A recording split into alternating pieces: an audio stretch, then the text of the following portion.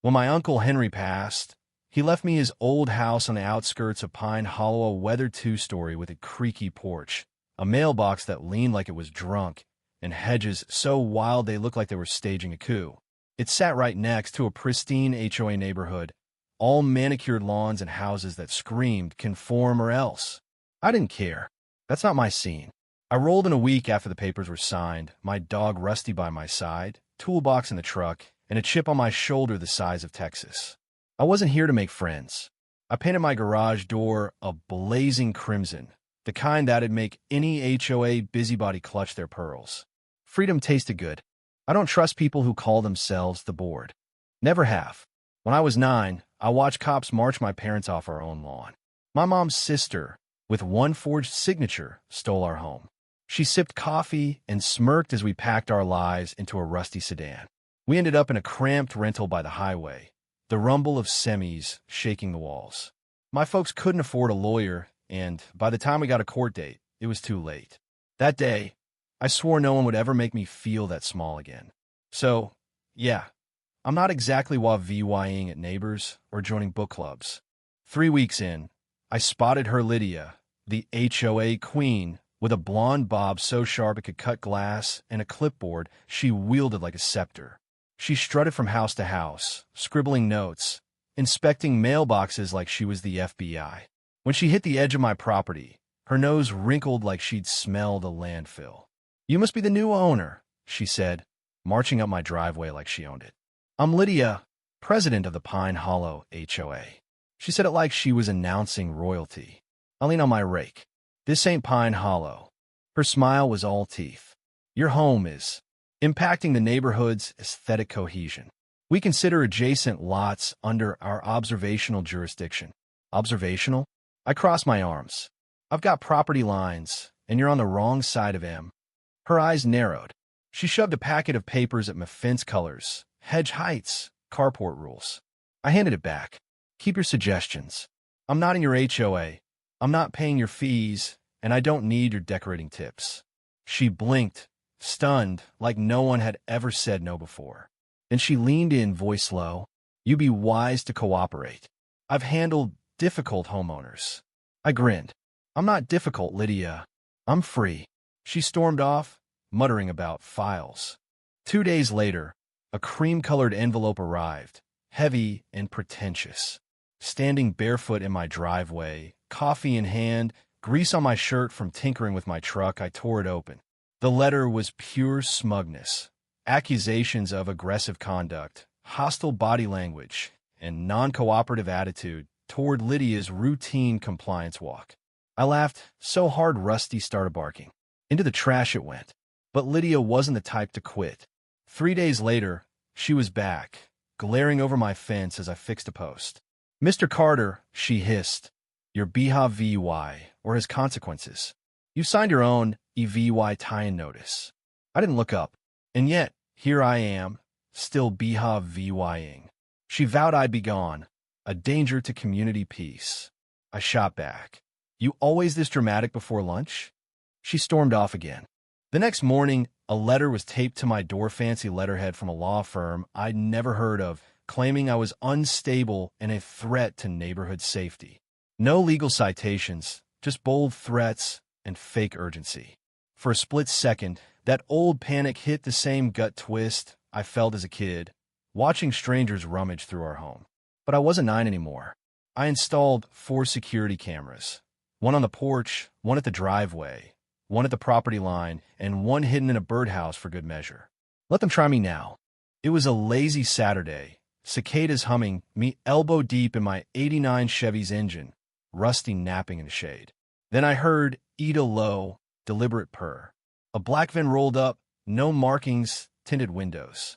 2 guys stepped out, built like linebackers, dressed in black cargo pants and tight polos, radios on their belts. They looked like bouncers with a vendetta. "Are you James Carter?" one asked, sunglasses glinting. I wiped my hands. "Depends. Who's asking?" The other crossed his arms. "We're here to escort you off the property. Effective immediately." I laughed loud and real. "This is my land. Unless Lydia's HOA is now the damn Pentagon, you're trespassing." The first guy pulled out a flimsy document, some fake emergency HOA order with no legal weight. "You're a threat to community safety," he said. I squinted at the paper. "That's toilet paper. Get out." Then he lunged, grabbing for my arm. I dodged, dropped my wrench, and bolted around the truck.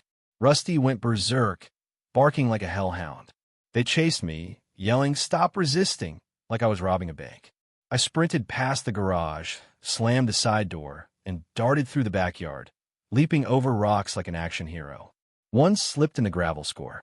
I made it to my workshop, locked the door, and caught my breath, heart pounding. My childhood nightmare was back, but now it had muscles and earpieces. I checked my laptop birdhouse. Cams showed them circling like sharks. I hit the panic button on my security app and called 911. "Ma'am," I said, voice steady. "Two armed men are on my property, claiming HOA orders to remove me." She asked if I own the place. "Deed, cameras, and a dozen laws say I do." 10 minutes later, sirens wailed. Red and blue lights lit up my windows. I stepped out, hands up because I know how this looks, and pointed. Those idiots tried to throw me out of my own house. The cops swarmed, patted everyone down, and asked for proof of ownership. I handed over the deed, tax receipts, everything. The goons admitted Lydia sent them. One cop muttered, "We need another seminar on private authority." They cuffed the pair for trespassing and attempted assault and hauled them away. I stood in the gravel, sweat-soaked, hands shaking, but this time I'd won. I thought Lydia might back off. Nope. Monday, 2 cops showed up not to help, but to question me. Lydia filed a complaint, claiming I assaulted her contractors. I showed them the footage, the letters, everything. They left, annoyed at being her errand boys. But the damage spread. A neighbor I didn't know flipped me off. A Facebook post warned of a dangerous Indy VY duel at my address, complete with a porch cam shot of me yawning, shirtless, holding a wrench. Then came the flyer, taped to my mailbox. My face, grainy and mid-stretch, would beware aggressive trespasser in bold. It listed lies, threats, property damage, even scaring a kid. That was the line. "You can mess with my lawn, but paint me as a monster? No." I called Sarah Reed, a property rights lawyer with a voice like steel and a laugh that could shatter glass. I laid it all out: cameras, letters, police reports. She cut me off. They picked the wrong guy. By sunset, she drafted a cease and desist and flagged 3 state law violations in Lydia's letters. "This is defamation, trespass, and fraud," she said. If her board knew, they're toast. I should have felt relief, but all I felt was rage, the kind that burns cold, born from watching history try to repeat itself. We filed a lawsuit against Lydia, the HOA, and the 2 goons unlicensed, one with an assault rap. The courtroom was a circus. Neighbors, reporters, even zoning folks in the back. Lydia strutted in, pearls gleaming, flanked by her board in matching blazers. Sarah whispered, "She's done." The judge, a tired man who'd seen every HOA feud, didn't flinch as Lydia's lawyer droned about community order. Then Sarah stood, voice like a blade. "My client isn't in their HOA. His land isn't theirs. Their documents are fake. Their agents trespassed, and they defamed him as a danger to kids." She slid EVY Denke across the bench. VY Deos. Audio, the flyer. Lydia's lawyer objected. The judge swatted him down. I took the stand, voice steady but heavy. I told it all. Lydia's threats, the chase, the smears, the lies. I ended soft. I was 9 when they took my family's home. No one fought for us. This time I did. The room went quiet. Then the footage played. Lydia's voice, clear. "If he won't listen, make him leave." "I don't care how." Gasps rippled. The judge ruled for me. Dulot $200,000 in damages. Lydia referred for criminal charges: conspiracy, defamation, incitement. The goons faced felony trespass. I stared at Lydia. "This ain't your kingdom." She looked away, silent at last. The ruling shook Pine Hollow. Lydia's board quit. She fled. Her house leaned, her pearls on eBay. The goons got slammed, one banned from security work, the other jailed. I fixed my trampled yard, replaced the mailbox with a steel one, and threw a party. HOA free zone, my sign read.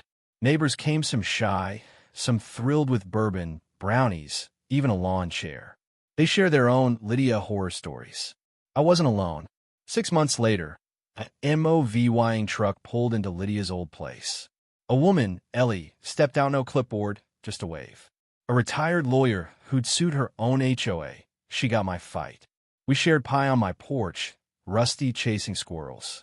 She had my sign. I need one. I grinned. Earn it. A note came later, slipped in my mailbox. Thanks for standing up. We needed it. No name. I tucked it behind my framed deed, legal in mine. History didn't win this time. What do you think? Was I too harsh on Lydia, or did she deserve it?